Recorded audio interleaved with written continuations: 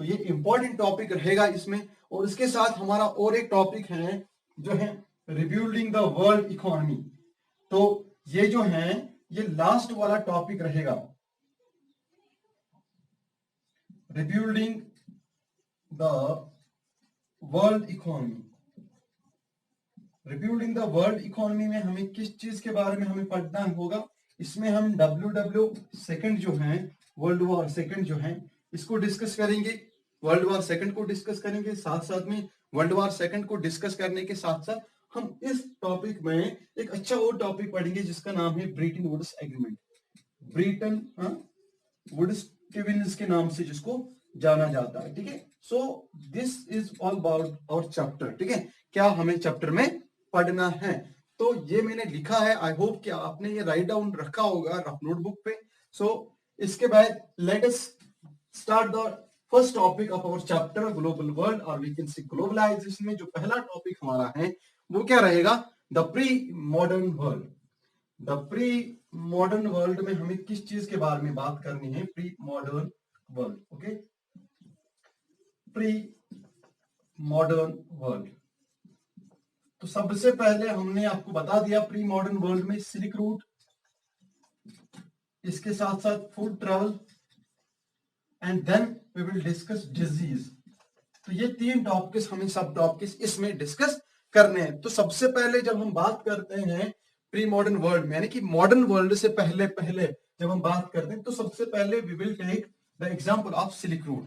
तो silk route के बारे में हम पढ़ेंगे। फ्रेंड्स, आपको पता होगा सिल्क रूट जो है ये एंशिएंट ट्रेड नेटवर्क रूट से जाना जाता है, यानी कि सिल्क रूट के बारे में। सिल्क रूट जो है इसको किस तरह से यूज किया जाता है, तो यहां पे मैं लिखूंगा सिल्क रूट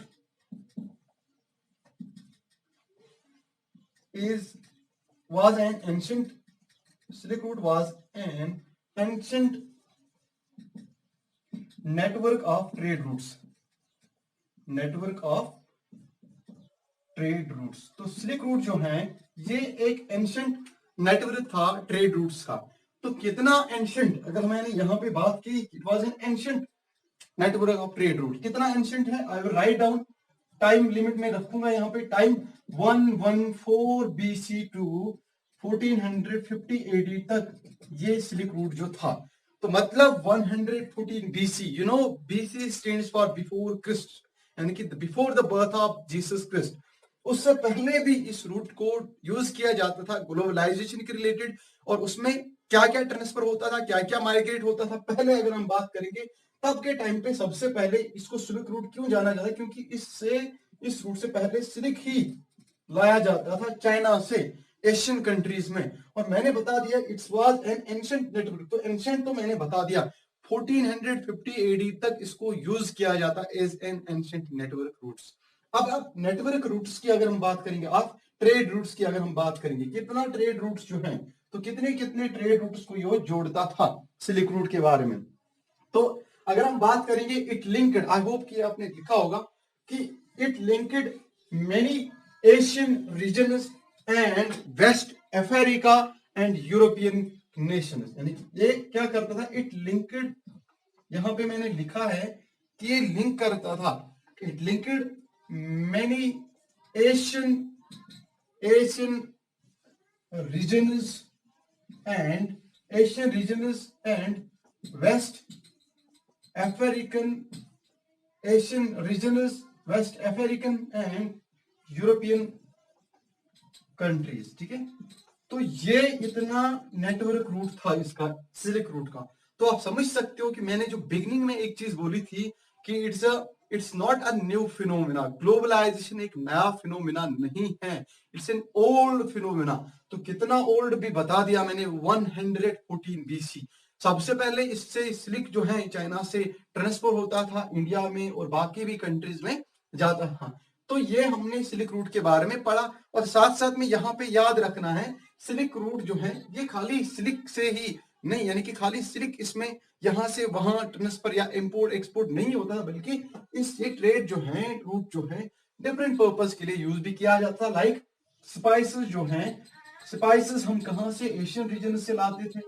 और दूसरी चीज, स्पाइसेस के साथ साथ अगर हम बात करेंगे टेक्सटाइल्स की, टेक्सटाइल्स जो हैं हम एशियन रीजन से लाते थे, ये भी हमने बात की टेक्सटाइल्स के बारे में। इसके साथ साथ अगर हम बात करेंगे यहाँ पे चाइनीज पोट्री जो है, चाइनीज पोट्री ये भी इस रूट से लाई जाती थी, ठीक है।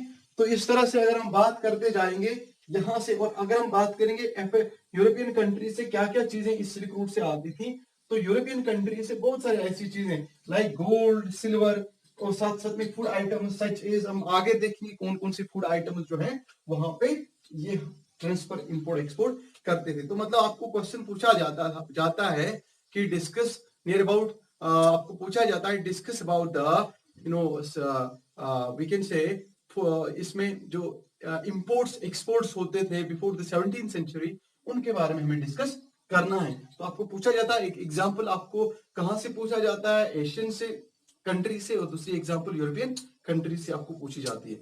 सो ये सारी चीजें जो हैं इस सिल्क रूट में आपको समझ में आया होगा कि आपको राइट डाउन क्या करना है, कि यही चीजें लिखना है कि बिफोर 17th सेंचुरी क्या क्या जो है ट्रेड लिंक्स होते थे, कैसे ट्रेड को इंपोर्ट एक्सपोर्ट किया जाता था डिफरेंट नेशन से। लाइक अगर हम बात करेंगे एशियन कंट्री से क्या क्या एक्सपोर्ट किया जाता था, सबसे पहले इंपोर्ट और एक्सपोर्ट किया जाता था। सबसे पहले अगर इंपोर्ट की अगर हम बात करेंगे या एक्सपोर्ट की अगर हम बात करेंगे यहाँ से स्पाइसेस, क्योंकि इंडिया जो है it's number 1 producer of the spices. क्योंकि आपने चैप्टर जो है नियर अबाउट 5/4 चैप्टर आपने एग्रीकल्चर पढ़ा होगा, उसमें आपने समझा होगा कि कितना प्रोड्यूसर है इंडिया राइस का या डिफरेंट डिफरेंट जो चीजें ये निकालता है। तो स्पाइसेस का नंबर 1 प्रोड्यूसर है। तो इसी तरह से जो है स्पाइसेस, इसी तरह से टेक्सटाइल जो है, कॉटन टेक्सटाइल जो निकलते थे, ठीक है, इंडिया या चाइना से हम बात कर रहे हैं, वहां से बहुत सारी ऐसी चीजें निकलती, और साथ में चाइनीज पोल्ट्री की भी हमने बात की। सो this is all about, I am sure कि आप ये भी सोच रहे होंगे कि आइडियाज, थिंकिंग, कल्चर जो है, अगर ये चीजें ट्रांसफर होगी तो आइडियाज कैसे ट्रांसफर हो गए, आइडियाज जो हमारा है, जो कल्चर कैसे ट्रांसफर हो गया, इसी तरह से फूड आइटम जो है ये कैसे ट्रांसफर हो गए, तो इसके बारे में भी आगे हम पढ़ते जाएंगे। तो हमने पहले ही बता दिया था आपको movement of goods, human services across the nation. तो वो आइडियाज, कल्चर कैसे कैसे हुआ, जितना जितना हम आगे चैप्टर में पढ़ेंगे हम इस चीज के बारे में समझेंगे। सो अब जो हमारा टॉपिक इसी में द प्री मॉडर्न वर्ल्ड में क्या है, वो है फूड ट्रेवल। तो फूड ट्रेवल में अगर हम पढ़ेंगे गाइस, आपने समझा होगा फूड ट्रेवल के बारे में कि अगर हम बात करेंगे किसके बारे में, पोटैटोज के बारे में फूड ट्रेवल में, कि हाउ फूड ट्रेवल और we can say how food reach to our country. इसमें सबसे पहले अगर बात करेंगे, डू यू नो इस चीज के बारे में कि 500 बिफोर 500 इयर्स कंट्री, हमारी कंट्री में पोटैटोज नहीं होते थे। सो ये कहां से आए उनके बारे में भी हमें जानना है, और साथ साथ में बहुत सारे ऐसे फूड ट्रेवल जो हैं वो हमारी कंट्री कैसे रीच हुए। तो you can understand that many food items, I write there, many food items reached our country through travelers and traders। बहुत सारे फूड आइटम्स जो है हमारी कंट्री में रीच हुए हैं, किनकी वजह से, traders as well as travellers की ही वजह से।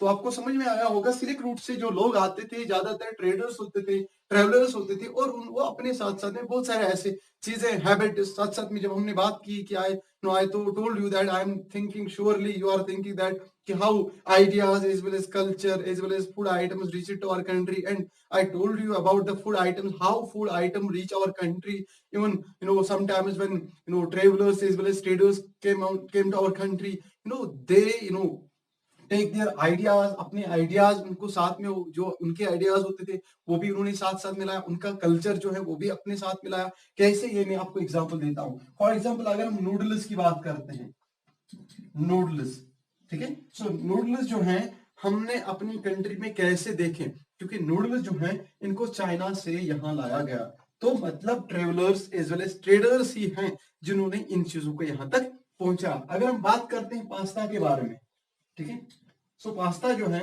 How it reach to our country, it's an Arabian food. तो ये ग्लोबलाइजेशन ही था, जब वहां के लोग यहाँ पे आ गए, ठीक है, जब उन्होंने माइग्रेशन की, they left their respective homes, और यहाँ पे आए और उन्होंने यहाँ पे रहना शुरू किया, उनका कल्चर, उनके आइडियाज, ठीक है, उनका बहुत सारे और फूड आइटम जो है वो रीचड आउट हुआ हमारे कंट्री में, और इस तरह से हम कह सकते हैं कि अरबिया से भी ये फूड्स हमारी कंट्री तक पहुंचे। तो इस तरह से आप समझ सकते हो कि कैसे हमारे कंट्री में फूड आइटम्स रीच अप हो गए, तो travellers as well as traders की ही वजह से। और दूसरी चीज अगर हम बात करेंगे, अगर हम बात करेंगे बहुत सारी ऐसी चीजें, हम कहते हैं चिलीज के बारे में हम बात करते हैं, how it reach our country, America के हैं। इसी तरह से सोया जो है, ठीक है, इसी तरह से ग्राउंड नट्स की अगर हम बात करते हैं तो ये ऐसे फूड आइटम्स हैं जो डिफरेंट कंट्रीज के थे।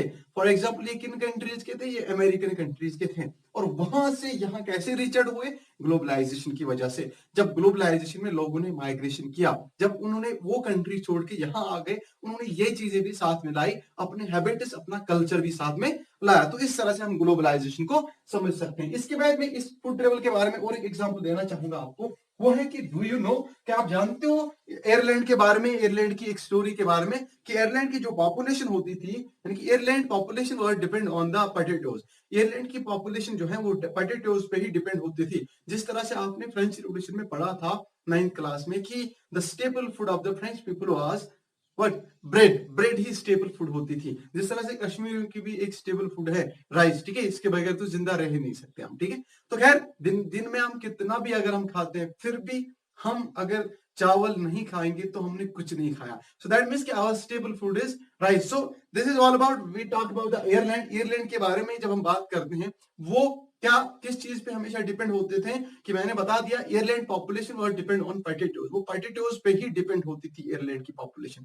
और क्या हुआ कि disease destroyed the whole crop. एक बार ऐसा हुआ कि डिजीज जो है उसने सारा का सारा क्रॉप जो है वो डिस्ट्रॉय किया, वो क्रॉप जो है फेल हो गया। 1000 पीपल जो है died to due to starvation. और मान लो कि यहाँ पे ये एग्जांपल इसलिए समझना है क्योंकि वो एक ही चीज पे डिपेंड होते थे, पोटैटोज पे। मतलब पोटैटोज के बगैर वो किसी और चीज के बारे में नहीं सोचते थे। तो यहाँ पे हमें समझना पड़ेगा कि ग्लोबलाइजेशन कितना इंपॉर्टेंट रोल प्ले करता है। व्हाई आई टोल्ड यू कि ग्लोबलाइजेशन जो है it changes the whole human existence. कैसे होल ह्यूमन एग्जिस्टेंस, आज भी अगर हम देखते हैं कि आज हम अगर फास्ट फूड खाते हैं तो हमें फिर किसी और चीज की जरूरत नहीं होती। सो दैट मींस कि we are not depend on rice, ठीक है, करंटली अगर हम बात करेंगे। सो दैट मींस कि ये ग्लोबलाइजेशन है जिससे हमें ये हैबिट्स मिले, जिससे हमें ये कल्चर अपनाने को मिला। तो इसीलिए पोटैटोज की अगर हम बात करेंगे, यहाँ पे जो पोटैटोज क्रॉप जो है, इसी पे जो एयरलैंड की पॉपुलेशन थी डिपेंड होती थी। Finally when crop fail due to disease, ठीक है, फाइनली नियर अबाउट 1000 पीपल जो हैं they died due to starvation, क्योंकि उनको खाने के लिए और कोई चीज थी ही नहीं, क्योंकि उनका कोई हैबिट नहीं था। सो यू नो कि how important role globalization plays. तो हमें पता है ग्लोबलाइजेशन कैसा इंपॉर्टेंट रोल प्ले करता है। तो ये इस फूड ट्रेवल के बारे में था कि कैसे फूड ट्रेवल हुआ। अगर वहां पे भी एयरलैंड में भी फूड इस तरह से ट्रेवल होता तो वहां पे लोग थाउजेंड्स ऑफ पीपल नहीं मारते स्टारवेशन की वजह से, वो कोई और फूड भी खाते। सो दैट मींस ग्लोबलाइजेशन में इस चीज को भी हमें समझना है। किस तरह से हम कह सकते हैं that I told you in the beginning that globalization is a process in which the means of production come close to one another and the world is interdependent on one another। अब देखो दुनिया जो है एक दूसरे के ऊपर depend है। फॉर एग्जांपल अभी मैंने बात की जो सोया है, नट्स हैं वगैरह जो हम अमेरिका से मंगाते हैं, इसी तरह से स्पाइसेस नंबर 1 प्रोड्यूसर है इंडिया। सो दैट मीन्स कि वर्ल्ड जो है इस कंट्री पे डिपेंड है, ठीक है, इंटरडिपेंडेंस है। हम किसी और तरीके से, वो किसी ना किसी और तरीके से हम पे डिपेंड है। ग्लोबलाइजेशन हमें इसी चीज के बारे में समझाती। तो इसके बाद इसी प्री मॉडर्न वर्ल्ड का लास्ट वन जो हमारा सब टॉपिक है वो है डिजीज के बारे में हमें पढ़ना है। सो डिजीज के बारे में हम क्या पढ़ने जा रहे हैं, डिजीज के बारे में, ठीक है।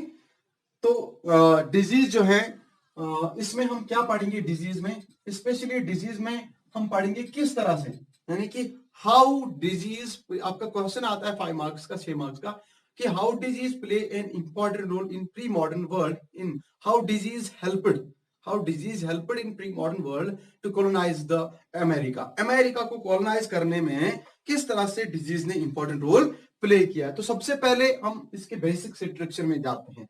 अगर हम बात करेंगे फ्रॉम 15th सेंचुरी की, 15th एंड 17th सेंचुरी की अगर हम बात करेंगे, ठीक है, 15th और 17th सेंचुरी में, तो ये वो टाइम है यानी कि जब when European explore the world for trade partners. Remember here from 15th 17th century European countries, different European countries they explore the world for trade partner. वो दुनिया को एक्सप्लोर कर रहे थे, दुनिया को जान रहे थे, किस चीज के पर्पज से, ट्रेड पार्टनर्स की। जिस तरह से मैंने एग्जांपल बिगनिंग में दी थी क्रिस्टोफर कोलंबस के बारे में, ही डिस्कवर अमेरिका। क्यों अमेरिका को डिस्कवर किया? ये रीजन था कि वो एक्सप्लोर कर रहा था कहीं ना किसी जगह पे दुनिया के और हिस्सों में जाके वो ट्रेड पार्टनर्स देखे, यानी कि जहां से वो ट्रेड करें उन कंट्रीज के साथ। इसी तरह से वास्को डा गामा पुर्तगाल से बिलोंग करता था, वो भी यूरोपियन ही कंट्री है, और वो भी इंडिया को फाउंड किया, वो भी इंडिया को डिस्कवर किया for trade purpose. Remember here कि वो ट्रेड पर्पज के ही आए थे, मतलब वो सर्च कर रहे थे फॉर ट्रेड पार्टनर्स, यानी कि different European nations from 15th to 17th century. Even India को 1497 में ही डिस्कवर, मतलब 15 सेंचुरी में। इवन अमेरिका को भी 15 सेंचुरी में ही डिस्कवर किया गया था। 15 से लेकर 17 सेंचुरी में बहुत सारे नेशंस को डिस्कवर किया गया था, specially European countries they explore the world. वो दुनिया को जा रहे थे घूमने के लिए, और फाइनली वो असल में किस पर्पस के लिए जा रहे थे? एक्सप्लोर कर रहे थे दुनिया को जान रहे थे, दुनिया के बारे में पूरी तरह से कंफर्मेशन कर रहे थे कि किसी ना किसी कंट्री के साथ हम ट्रेड पार्टनर बने, या हम ट्रेड पार्टनर्स ढूंढे। They were searching for trade partners. Finally अगर हम बात करेंगे इसमें क्या है, the Portuguese and the Spain की अगर हम बात करेंगे, at the time in 15th as well as 17th century, two countries in European countries, Portugal and Spain, ठीक है, Portugal and Spain were the most dominating nations,